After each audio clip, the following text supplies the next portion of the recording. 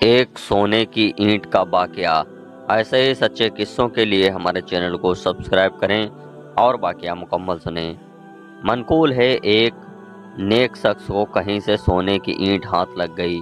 بہادولت کی محبت میں مست ہو کر رات بھر طرح طرح کے منصوبے باندھتا رہا۔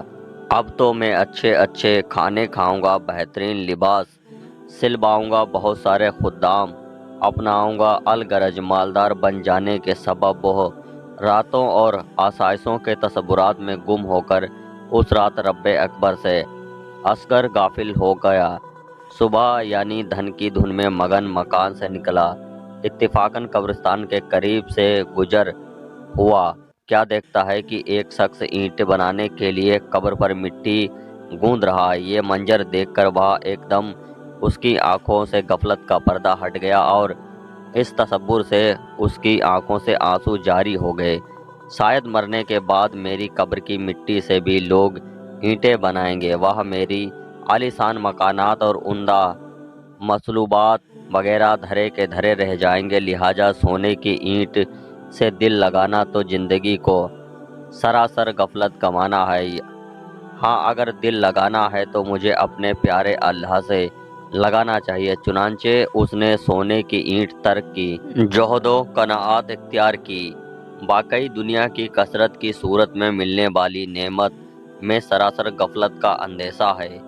جو دنیاوی نعمت سے دل لگاتا ہے وہ غفلت کا شکار ہو کر رہ جاتا ہے۔ غفلت پھر غفلت ہے۔ غفلت بندے کو رب العزت سے دور کر دیتی ہے۔ اچھی تجارت بھی نعمت ہے، دولت بھی نعمت ہے، عالیشان مکان بھی نعمت ہے، عمدہ سواری بھی نعمت ہے، ماں باپ کے لیے اولاد بھی نعمت ہے۔ کسی بھی دنیاوی نعمت میں ضرورت سے زیادہ مصلوبیات باعث غفلت ہے۔ اس آیت مقدسہ سے ان لوگوں کو درس عبرت حاصل کرنا چاہیے کہ جس جو نیکی کی دعوت پیش کی جائے اور نماز کے لیے بلایا جائے وہ کہہ دیا کرتے ہیں، جناب ہم تو اپنے رزق کی فکر میں لگے رہتے ہیں۔ روزی کمانا اور بال بچوں کی خدمت کرنا بھی تو عبادت ہے۔ ہمیں اس سے فرصت ملے گی تو آپ کے ساتھ مسجد بھی چلیں گے۔ یقیناً ایسی باتیں غفلت، صرف اور صرف غفلت۔ دنیا کے دھن بھی فروانی کی دھن میں مگن رہتے ہیں والوں۔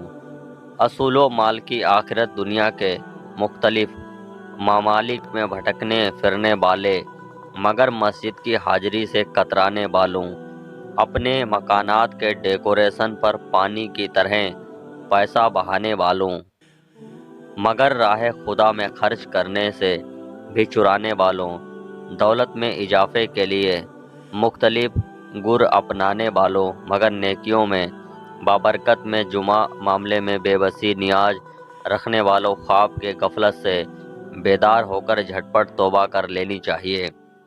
کہیں ایسا نہ ہو کہ موت اچانک آ کر روشنیوں سے جگمگاتے کمرے میں، فوم کے آرام گدے میں، معجن خوبصورت پلنگ سے اٹھا کر کیڑے مکوڑوں سے بھری ہوئی قبر، خوفناک اندھیری قبر میں سلا دے اور وہ چلاتے رہ جائیں، یا اللہ مجھے دنیا میں دوبارہ بھیج دے تاکہ وہاں جا کر میں تیری عبادت کروں۔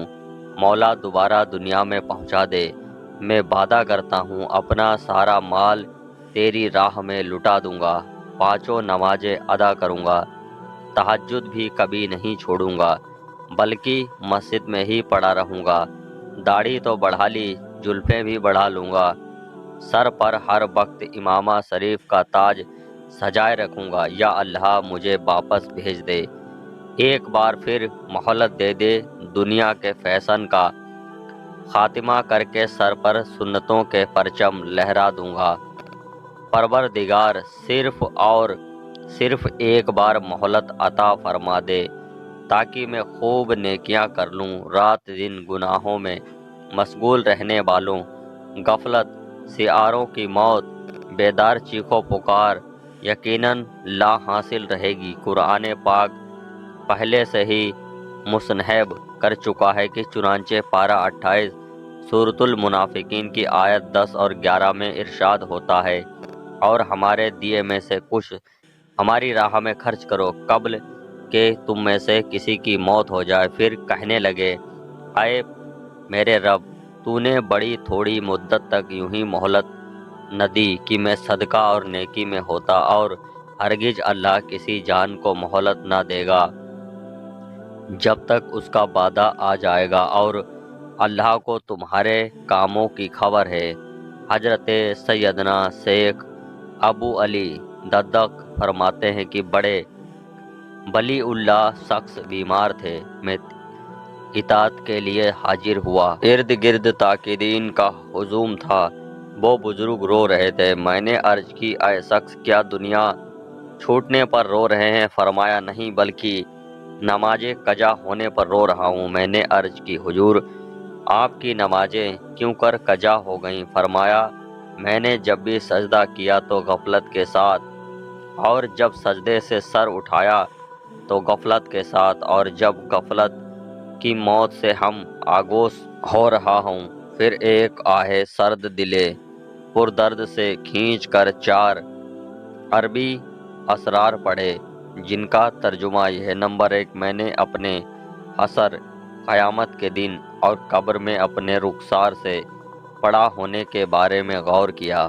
نمبر 2، اتنی عزت و رفعت کے بعد میں اکیلا پڑا ہوں گا اور اپنے جرم کے بنا پر رہن یعنی گربی ہو جاؤں گا، اور خاک ہی میرا تکیہ ہوگا۔ نمبر 3، میں نے اپنے حساب کی تلاوت اور نامہ اعمال دیے جانے کے وقت بھی رسوائی کے بارے میں بھی سوچا ہے۔ نمبر 4، اگر یہ مجھے پیدا کرنے والے اور مجھے پالنے والے مجھے تجھ سے رحمت کی امید ہے، تو ہی میری خطاؤں اور بخشنے والا ہے۔ اس حکایت میں کس قدر عبرت ہے، ذرا ان اللہ والوں کو دیکھیے جن کا ہر لمحہ یاد الہی میں بسر ہوتا ہے، مگر پھر بھی ان کے ساری کا عالم یہ ہے کہ اپنی عبادت و ریاضت کو بھی کسی خاطر میں نہیں لاتے، اور اللہ کی بے نیازی اور اس کی خفیہ تقدیر سے ڈرتے ہوئے گیوہ جاری کرتے ہیں۔ ان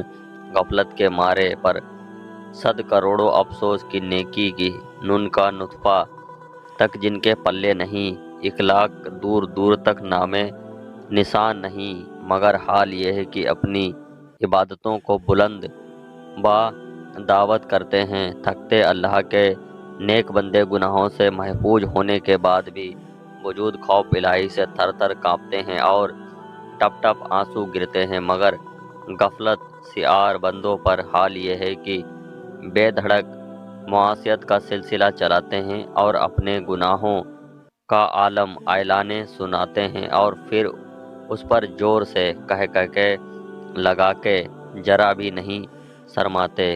کان کھول کر سنیے، حضرت سیدنا ابن عباس رضی اللہ عنہ فرماتے ہیں، جو ہنس ہنس کر گناہ کرے گا وہ روتا ہوا جہنم میں داخل ہوگا۔ ایسے ہی سچے قصوں کے لیے ہمارے چینل کو سپورٹ کریں۔